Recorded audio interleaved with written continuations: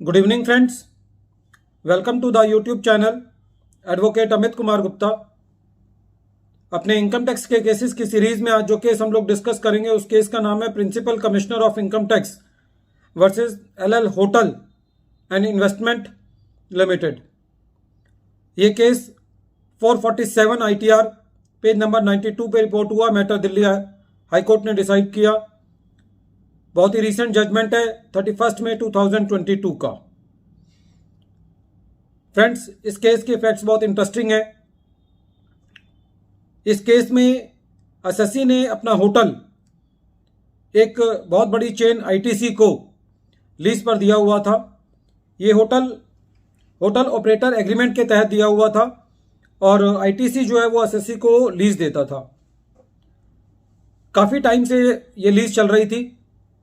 हम सबको पता है कि बॉम्बे के अंदर कुछ टेररिस्ट अटैक हुए थे, जिन टेररिस्ट अटैक के अंदर इस होटल को काफ़ी नुकसान हुआ।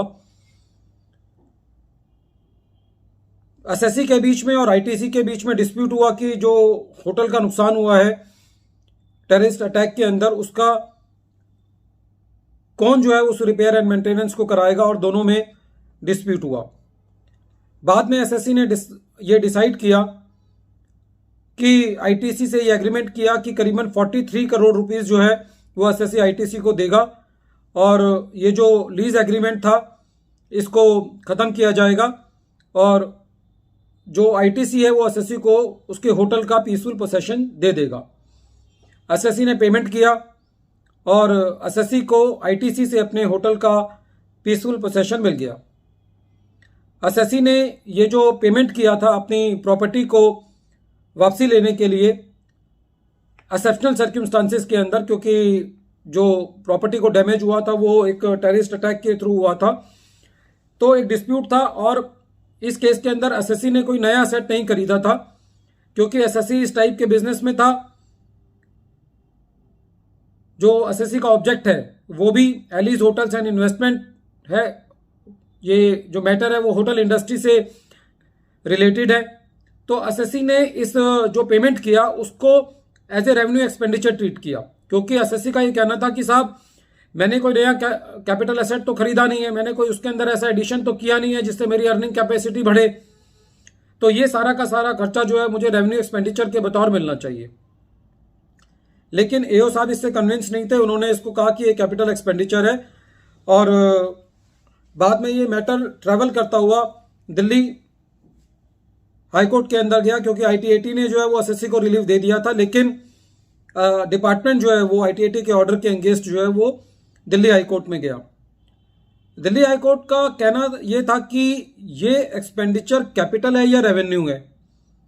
पहली बात तो ये क्वेश्चन ऑफ फैक्ट है, इसके अंदर क्वेश्चन ऑफ लॉ इन्वॉल्व नहीं है और आईटीएटी जो है वो पहले ही इस पे ड्यू डेलिब्रेशन कर चुकी है कि ये एक्सपेंडिचर जो है वो रेवेन्यू एक्सपेंडिचर है। तो मोटे तौर पर जो क्वेश्चन है वो लॉ का क्वेश्चन नहीं है, वो फैक्ट का क्वेश्चन है, जो कि पहले डिसाइड हो चुका है और हाई कोर्ट के पास क्वेश्चन ऑफ फैक्ट को डिसाइड करने का जुरिसडिक्शन नहीं है। ये तो एक मोटे तौर पे बात थी। लेकिन इस केस में जो आईटीएटी ने अपना वर्जन दिया था कि एसएससी ने जो पेमेंट करी है अपने होटल का पोसेशन लेने के लिए, इससे कोई एसएससी को कोई कैपिटल एसेट एक्वायर नहीं हो रहा है। This payment has not been made to acquire any new capital asset और for doing any addition into the hotel. कोई भी ऐसा चीज नहीं थी जिससे ये प्रूव हो पाए कि एसएससी ने जो है वो अपने होटल के अंदर कोई एक और फ्लोर बनाया हो या कुछ कैपिटल एक्सपेंडिचर किया हो। खाली ये जो पेमेंट की गई थी वो अपने होटल का पीसफुल पोसेशन लेने के लिए की गई थी because of the business exigency. इसीलिए दिल्ली हाईकोर्ट ने कहा कि जो खर्चा है वो सेक्शन 37 सब सेक्शन 1 के अंदर एक अलाउएबल एक्सपेंडिचर है, ये कैपिटल एक्सपेंडिचर नहीं है, ये रेवेन्यू एक्सपेंडिचर है। और दिल्ली हाईकोर्ट ने आईटीएटी के डिसीजन को अपील रखा। फ्रेंड्स, काफी जगह ये देखा जाता है कि जहां पर अमाउंट ऑफ एक्सपेंडिचर बड़ा होता है वहां पे department because of the quantum जो है वो उसको कैपिटल एक्सपेंडिचर में खींचने की कोशिश करता है। तो कोई खर्चा कैपिटल एक्सपेंडिचर है या रेवेन्यू एक्सपेंडिचर है, इसका डिसाइडिंग फैक्टर खाली अमाउंट ऑफ एक्सपेंडिचर नहीं है, क्वांटम ऑफ एक्सपेंडिचर नहीं है। हमको रियल नेचर ऑफ एक्सपेंडिचर देखना होता है कि जहां पे एंड्योरिंग बेनिफिट हो रहा हो एसएससी को, वो मोटे तौर पर एक क्राइटेरिया होता है कि एसएससी ने कोई कैपिटल एक्सपेंडिचर किया है या कोई फिक्स्ड एसेट खरीदने के लिए किया है या उसके अंदर बहुत मेजर अल्ट्रेशंस की हैं, बहुत ज़्यादा मेजर कोई उसमें एडिशन किया है, तो वो कैपिटल एक्सपेंडिचर होता है। Friends, at the end of the video एक बार फिर मैं केस का नाम रिपीट कर रहा हूं। केस का नाम है principal commissioner of income tax versus LL hotels and investment limited. Thank you friends.